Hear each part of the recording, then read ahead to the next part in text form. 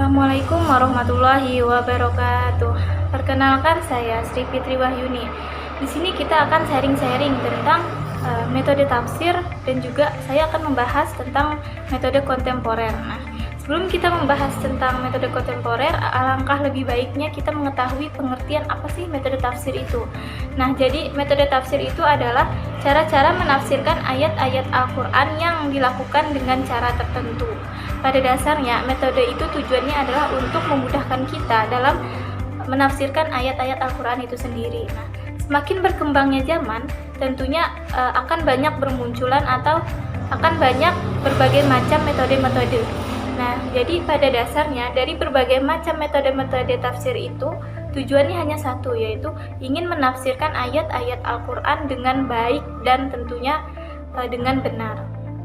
Selanjutnya kita akan membahas ke macam-macam metode tafsir. Nah, yang pertama itu ada metode tafsir at-tahlili. Nah, metode tafsir at-tahlili ini adalah metode tafsir yang menjelaskan ayat-ayat Al-Quran dari seluruh aspeknya. Nah, maksud dari seluruh aspeknya itu adalah menjelaskan ayat-ayat Al-Quran secara keseluruhan, baik dari bacaannya, bangunan nahwu dan sorofnya, dan juga sebab nuzul ayatnya.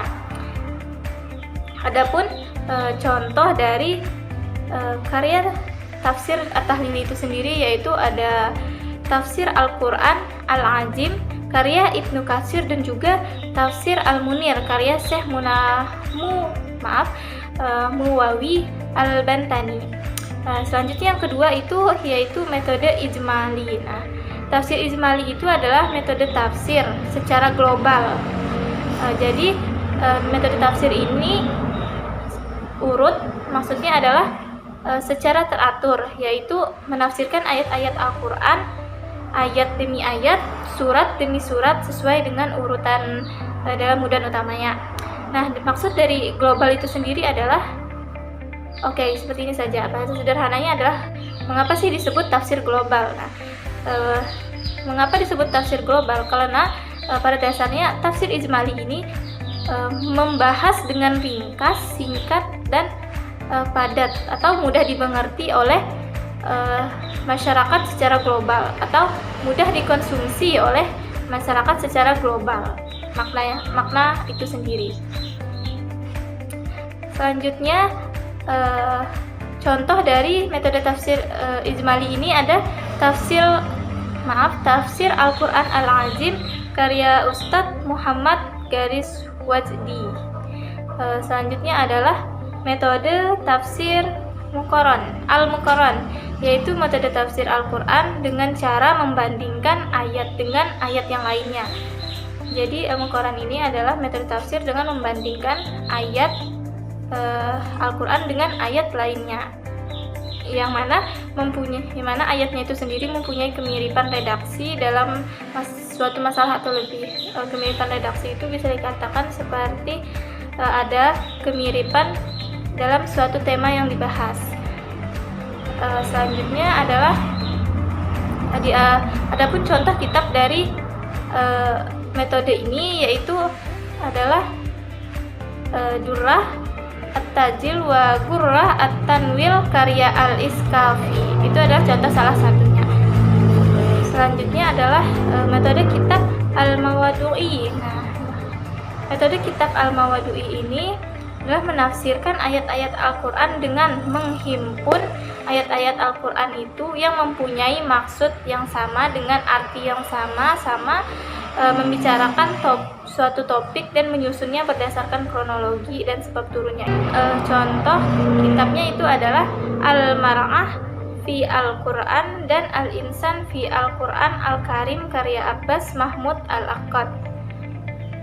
Selanjutnya adalah tafsir kontemporer. Nah, banyak sekali para pakar-pakar telah mendefinisikan tafsir kontemporer itu sendiri. Namun dari para pakar-pakar tersebut dapat disimpulkan bahwa tafsir kontemporer adalah penafsiran Al-Quran yang muncul dan berkembang dari abad ke-13 hingga abad ke-19 atau pada masa sekarang ini. Adapun bahasa secara sederhananya, yaitu tafsir itu adalah mencari makna Al-Quran itu sendiri, sedangkan kontemporer adalah pada masa sekarang ini. Jadi dapat disimpulkan bahwa tafsir kontemporer itu adalah suatu metode yang metode Al-Quran yang mengaitkannya dengan pada masa sekarang ini. Selanjutnya yaitu ada metode yang digunakan oleh mufasir kontemporer. Itu ada dua metode biasanya.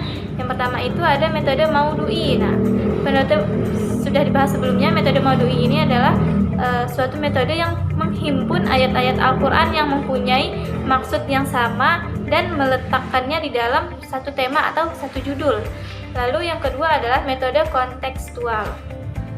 Nah, metode kontekstual itu sendiri adalah menjelaskan pesan-pesan Al-Quran dengan tidak hanya melihat dari kondisi sosial kultural masyarakat Arab itu sendiri yang berdasarkan turunnya Al-Quran atau asbabun nuzulnya, akan tapi juga melihat kondisi sosiokultural masyarakat pada era modern sekarang. Jadi tidak hanya melihat pada sosial masyarakat Arab pada dulu, tetapi juga melihat masa kultural masyarakat di era sekarang ini. Selanjutnya yaitu corak pada masa kontemporer. Nah, pada masa kontemporer ini yang pertama ada corak ilmi, yaitu biasanya dalam corak penafsiran ilmi ini para mufasir itu memahami ayat-ayat Al-Quran itu cenderung menyelaraskan atau mengaitkannya dengan teori ilmiah atau metafisika alam.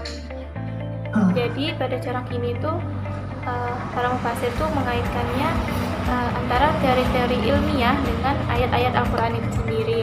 Nah, adapun kitab-kitab yang menggunakan corak ini contohnya adalah kitab Al-Jawahir fi Tafsir Al-Quran Al-Karim karya Syekh Tantahawi Jauhari. Selanjutnya yang kedua yaitu adalah corak mazhabi. Nah, pada corak mazhabi ini biasanya menafsirkan ayat-ayat Al-Quran dengan nuansa atau kecenderungan seorang mufasir terhadap mazhab akidah yang diyakininya. Jadi maksudnya adalah corak mazhabi ini rata-rata mufasir itu mengartikan atau memaknai Al-Quran itu sesuai dengan keyakinan akidah-akidah mereka yang sebelumnya. Seperti itu. Adapun contoh dari corak mazhabi ini adalah contoh kitabnya yang pertama itu adalah aliran Syiah Imamiyah karya dari Syekh Sultan Muhammad Al-Khurasani. Selanjutnya adalah corak ilhadi. Nah, ilhadi ini adalah penafsiran golongan kaum liberal. Nah, maksud dari penafsiran golongan kaum liberal itu adalah jadi penafsiran ilhadi ini berbeda dari corak-corak penafsiran sebelumnya. Penafsiran ilhadi ini adalah penafsiran Al-Quran yang sangat menyimpang dari agama. Contohnya saja nih seperti masalah tentang pengharaman daging babi seperti surah Al-Maidah ayat 3 yang artinya itu diharamkan bagimu memakan bangkai, darah, dan daging babi. Namun menurut pemahaman dari kaum liberal itu sendiri, pengharaman daging babi itu dikarenakan di Arab itu kan babinya itu sedikit, jadi susah dan mahal. Jadi andaikan ada di daerah yang memiliki babinya banyak dan tidak mudah untuk mencarinya, maka itu dibolehkan saja menurut kaum liberal. Selanjutnya adalah corak adabi al-istimai. Nah, corak adabi al-istimai adalah mufasir itu dalam menjelaskan Al-Quran itu berdasarkan konteks status sosialnya, melihat dari sudut pandang konteks status sosialnya. Misalkan untuk menjawab segala permasalahan umat yang ada pada saat ini tentunya. Adapun karakteristik dari corak ini biasanya tidak mengandung kisah-kisah yang Israiliyah dengan Nasraniyat, bersih dari hadis maudhu atau hadis palsu, memadukan antara teori kekinian dengan kaidah teori Al-Quran itu sendiri, menyingkap dengan lugas aspek kaidah bahasa Al-Quran. Oke, itu saja yang dapat saya sampaikan. Semoga dapat bermanfaat untuk teman-teman semuanya. Sekian dari saya. Wassalamualaikum warahmatullahi wabarakatuh. See you next time.